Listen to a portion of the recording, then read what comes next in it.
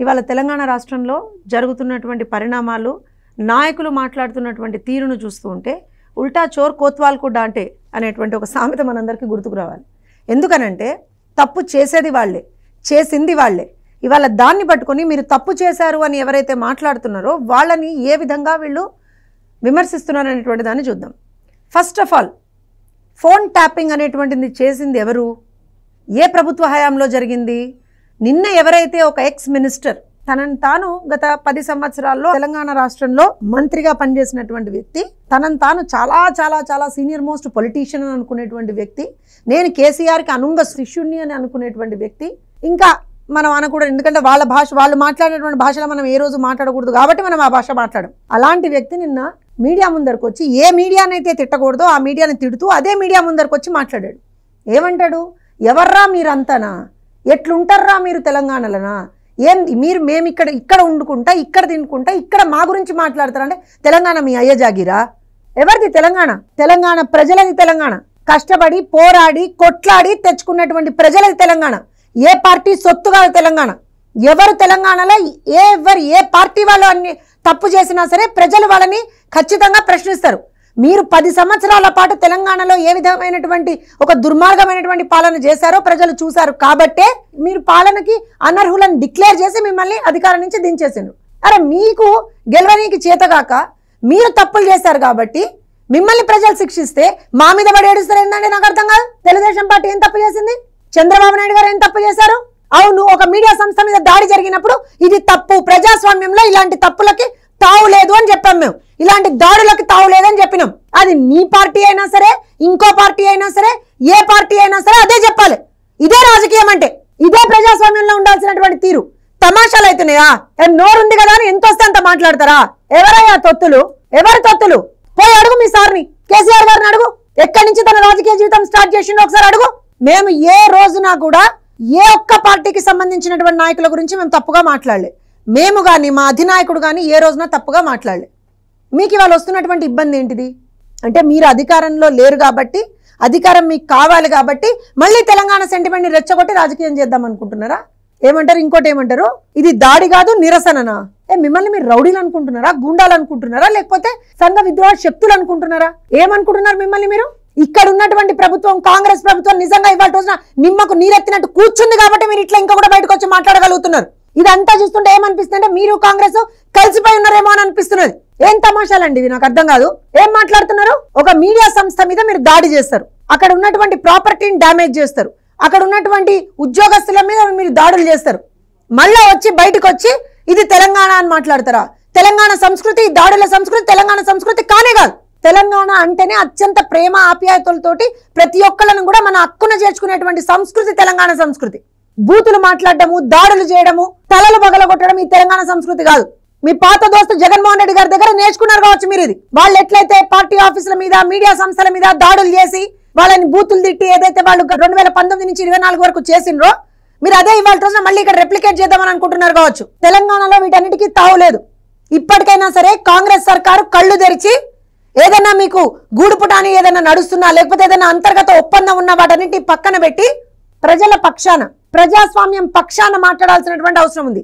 ఇంత వల్గర్ గా, ఇంత ఫిల్దీ లాంగ్వేజ్ లో ఒక మాజీ మంత్రి సాక్షాత్తు మీడియా ముందరకు వచ్చి మాట్లాడితే ఎందుకు పోలీసులకు కనబడతలేదా? మేము ఇంకా దాడులు చేస్తామని చెప్తున్నారు వాళ్ళు. ఎందుకు ఇవాళ రోజున తెలంగాణ పోలీసులు నిమ్మకు నీరెత్తినట్టు కూర్చుని ఉన్నారు? కనబడతలేదా మీకు? ఈ కేసును ఎందుకు మీరు సుమోటోగా తీసుకోలే? ఇవాళ బాజాప్తా మీడియా ముందరకు వచ్చి మేము దాడులు చేస్తాం, ఇంతకన్నా ఎక్కువ దాడులు చేస్తాం అని ఒక మాజీ మంత్రి ఇవాళ రోజు నుంచి మాట్లాడుతున్నప్పుడు మీకెందుకు దాని మీద చర్య తీసుకోవాలని కూడా అనిపిస్తలేదు? రేవంత్ రెడ్డి గారు మీరు ఇవాళ మీరే సమాధానం చెప్పాలి. రాష్ట్రంలో హోంశాఖ మీ ఆధ్వర్యంలో ఉంది, మీరే హోమ్ మినిస్టర్, రాష్ట్రానికి మీరే, శాంతి భద్రతలు మీ చేతుల్లో ఉన్నాయి.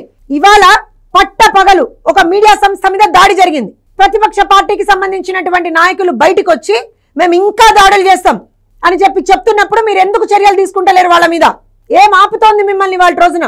ఇంకొకటి చెప్తున్నాం, బీఆర్ఎస్ నాయకులకి ఒకటే మాట చెప్తున్నాం, మీరు రాజకీయంగా ఎదుర్కొనేటువంటి సత్తా మీకుంటే రాజకీయంగా ఎదుర్కోండి. పిచ్చి పిచ్చి మాటలు, అవాకులు చెవాకులు మాట్లాడితే మా పార్టీని కానీ మా అధినాయకుడిని కానీ ఒక్క మాట మాట్లాడినా సరే తెలుగుదేశం పార్టీ శ్రేణులు ఎవరు కూడా ఊరికే కూర్చునేటువంటి పరిస్థితి లేదు. తెలంగాణ ఎవరి జాగీరు కాదు. హైదరాబాద్ నడిబొడ్డులో పుట్టినటువంటి పార్టీ తెలుగుదేశం పార్టీ. ప్రజలు ఎక్కడ ఇబ్బందులు పడితే తెలుగు ప్రజలకి అనుక్షణం కూడా వెన్నండి ఉండేటువంటి పార్టీ తెలుగుదేశం పార్టీ. ఇవాళ రోజున ప్రపంచ పటంలో హైదరాబాద్ అనేటువంటి ఒక బ్రహ్మాండమైనటువంటి బ్రాండ్ ఇమేజ్ క్రియేట్ చేసినటువంటి పార్టీ తెలుగుదేశం పార్టీ. క్రియేట్ చేసినటువంటి నాయకుడు నారా చంద్రబాబు నాయుడు గారు. వెళ్ళి మీ కేటీఆర్ గారిని అడగండి జగదీశ్వర్ రెడ్డి గారు, లేదా మీ కేసీఆర్ని అడగండి జగదీశ్వర్ రెడ్డి గారు. ఇవాళ తెలంగాణకు వచ్చేటువంటి మాక్సిమం ఇన్కమ్ అనేటువంటిది ఎక్కడి నుంచి వస్తున్నది, ఏ పార్టీ అధికారంలో ఉన్నప్పుడు దానికి బీజం పడింది, ఇవన్నీ ఆలోచన చేసి ఒళ్ళు దగ్గర పెట్టుకొని మాట్లాడండి. రారా పోరా ఇవి కాదు సంస్కృతి, ఇది రాజకీయం అన్నారు దీన్ని. ఇది తెలంగాణ సంస్కృతి కానే కాదు. ఒక్కటే చెప్తున్నాం, ఇప్పటికైనా సరే కాంగ్రెస్ ప్రభుత్వం ఖచ్చితంగా వీళ్ళందరి మీద చర్యలు తీసుకోవాల్సినటువంటి అవసరం ఉంది. బీఆర్ఎస్ నాయకులకు కూడా చెప్తున్నాం, మీరు రాజకీయంగా ఎవరిని ఎదుర్కొంటారో ఎదుర్కోండి, అంతే తప్పించి తెలుగుదేశం పార్టీ గురించి కానీ నారా చంద్రబాబు నాయుడు గారి గురించి కానీ ఇంకొకసారి ఎక్కడైనా సరే ఎవరైనా సరే మాట దూలితే మాత్రం మర్యాద దక్కదు. మొన్న కవిత గారు, అంతకు ముందర ఇంకొక నాయకుడు, నిన్న జగదీశ్వర్ రెడ్డి గారు. మీ భయం ఏంటండి అసలు? మీ భయం ఏంటి? చంద్రబాబు నాయుడు గారిని చూస్తే మీకు ఎందుకంత భయం? ఎందుకు? ఆయన ప్రజల పక్షాన నిలబడి పోరాడతాడు కాబట్టా? ఎందుకు తెలుగుదేశం పార్టీ ప్రజల పార్టీ కాబట్టా? మేము వస్తే మళ్ళీ మీకున్నటువంటి మీరు చేసినటువంటి ప్రతి ఒక్క తప్పుని మేము బయట పెడతామనే భయమా మీకు? ఏంటి మీ భయం? ఎన్ని రోజులు మీ దౌర్జన్యం ఇట్లా? అంటే మీరు తప్పు చెయ్యొచ్చు, ఆ తప్పుని ఎవరైనా ప్రశ్నిస్తే మాత్రం వాళ్ళ మీద మీరు దాడులకు ఎగబడతారా? అక్కడ ఏం జరిగిందో ఎవరికి తెలియదు.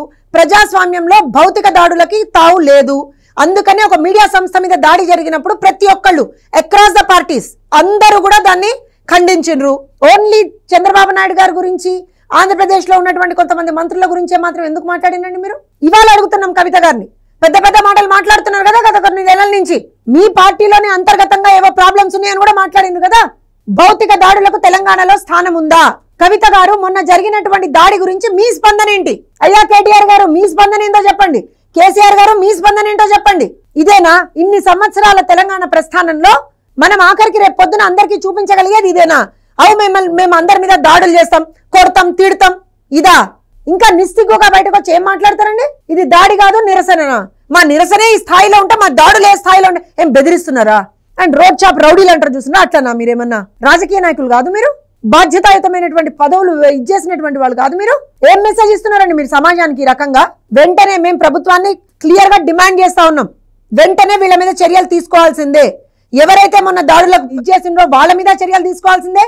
ఈ రకంగా inciting violence, this comes under inciting violence. The words that have been spoken by him. So ఖచ్చితంగా వాళ్ళ మీద కూడా జగదీశ్వర్ రెడ్డి గారితో సహా ఎవరైతే ఇలాంటి రెచ్చగొట్టే వ్యాఖ్యలను చేస్తున్నారో వాళ్ళందరి మీద చర్యలు తీసుకోవాల్సినటువంటి అవసరం ఉంది.